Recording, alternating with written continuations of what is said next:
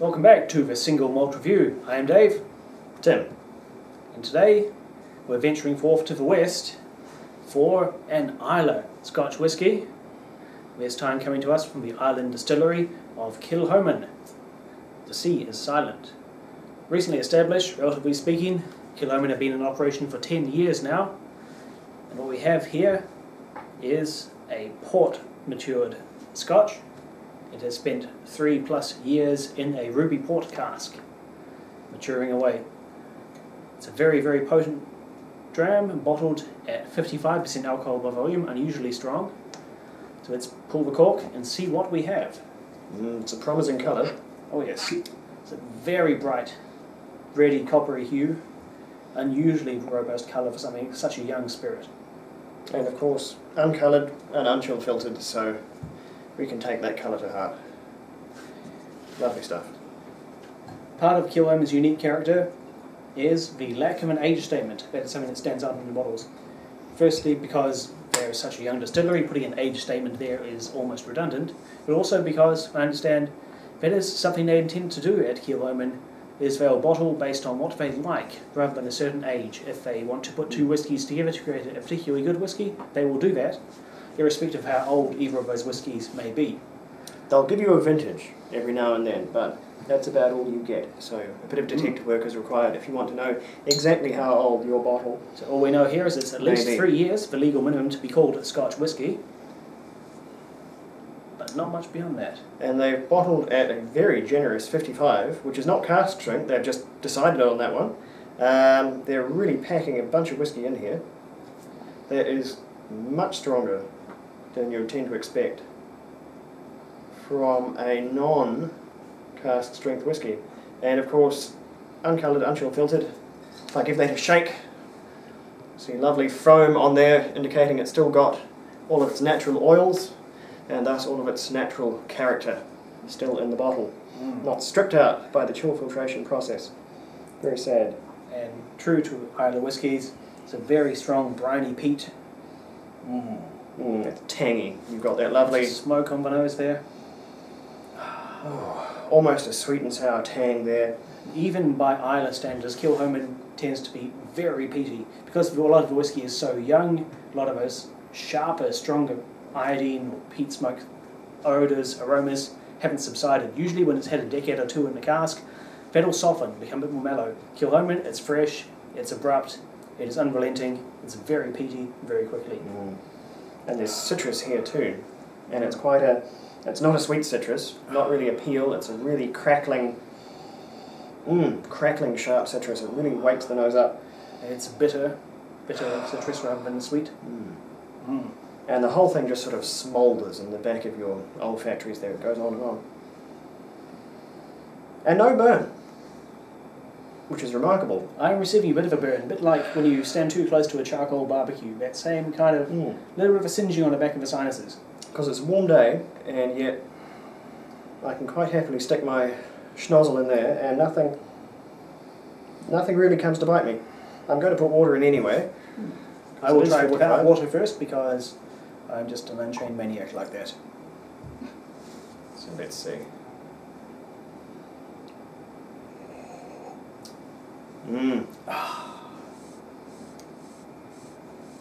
That's full on. Some bitter, sour grapefruit there.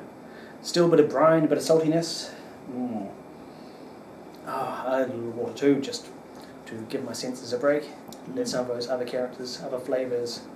And they suggest with their very down to earth tasting notes, a milk chocolate character, which will be from the port cask, and I think I can get that one. I'm not much for tasting chocolate in whiskies necessarily, but there is a certain gentle sweetness there coming from the port wood, which could well be milk chocolate.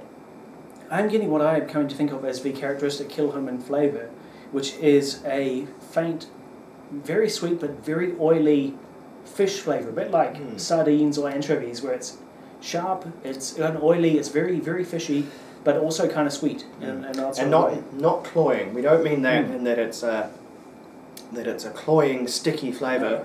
It's quite dry, it's quite snappy, It's very subsumed under the bitter citrus and smoky flavours. There is the faintest touch of port coming through there, like behind all the sharpness, the fresh alcohol.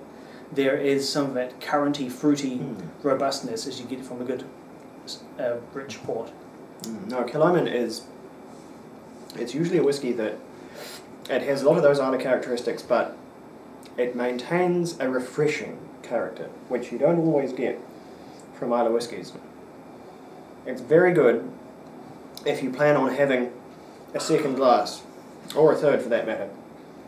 It's a very fresh whiskey, and it freshens up the palate.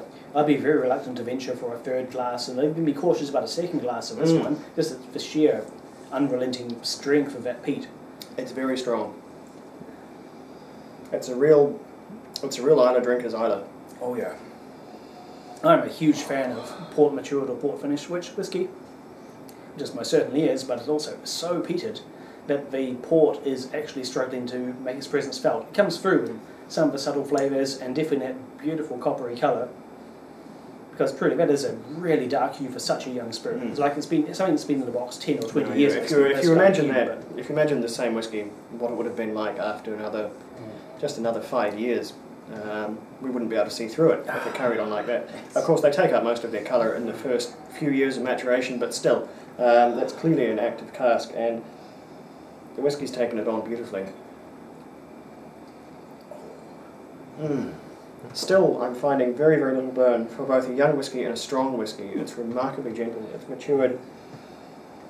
I am certainly feeling the burn, but then I tend to prefer the less heavily peated whiskies. The strength in terms of alcohol content I don't mind so much, but it's that level of peat. And that's always been one of my, perhaps my less, I wouldn't say a pet peeve, just one of the things about Kilchoman which has been not necessarily to my liking all the time, is the sheer amount of peatiness there. I think for someone like, say, Brunnerhaven, or any of the other Islay distilleries who mature their spirit much longer, that peat subsides a little. Yeah. That comes from two directions, the very peaty nature of Kilchoman. One, because by its nature as a young distillery, all of its whiskies are very youthful. Yes.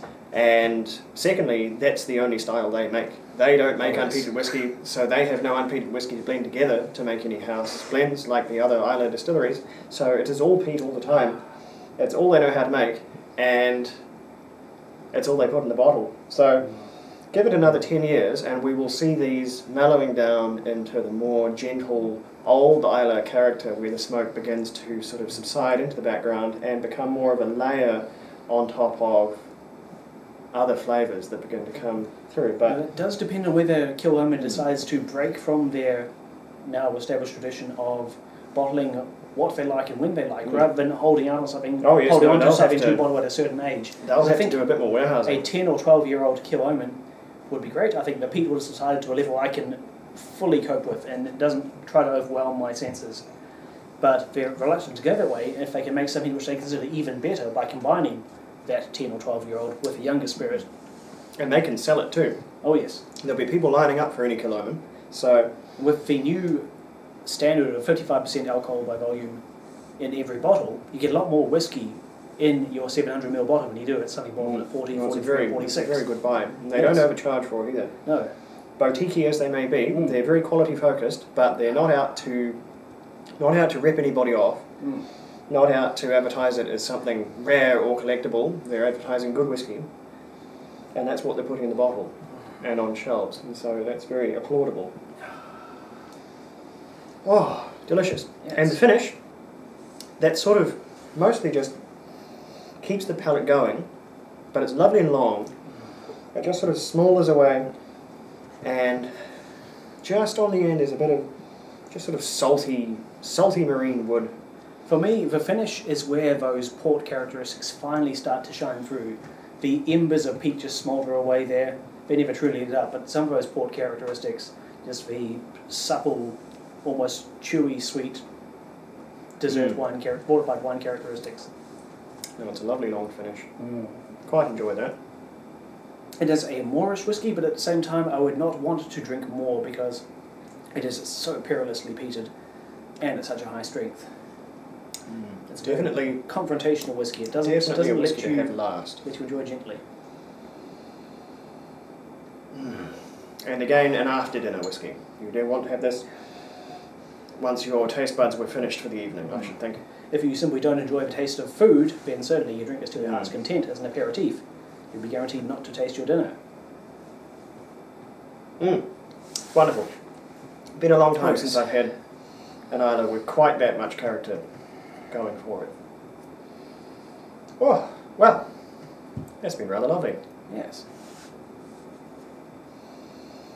I think that's just about all we have to say on that one. Yes, trying to think of a numerical score to apply to whisky like this is challenging for me. Because on the one hand, it's a superb product of very high quality. It's got a lot going for it. At the same time, just to my subjective taste buds, that sheer amount of peatiness is slightly overwhelming. That makes it harder for me to truly enjoy to its fullest extent. I think it's very good. I think with a couple more years it would have been even better. Yes. But it's an easy 7.5 for me as it stands. No trouble at all. I would venture into similar territory, 7 to 8 by my standards. I can appreciate it very, very greatly. I'd enjoy it more if it just had a little less of that peat. But that doesn't mean I think badly of it. It's a very enjoyable whisky with a lot of character, a lot of intrigue, and a lot to learn from. No, we'll expect greater and greater things from Kilchoman as the years proceed. I think it's going to get more and more exciting as their stocks grow, and hopefully, if they haven't sold all their whisky, they manage to sell us a few slightly older vintages, and we begin to see what the face of old Kilchoman matures into. That, I think, will be one to watch. Well, that has been Kilchoman. Do look for it. It should be available at most good whisky shops, though you will probably have to go to a specialist. Not standard whisky by any means. And I think that's about that. Yes. Thank you for watching.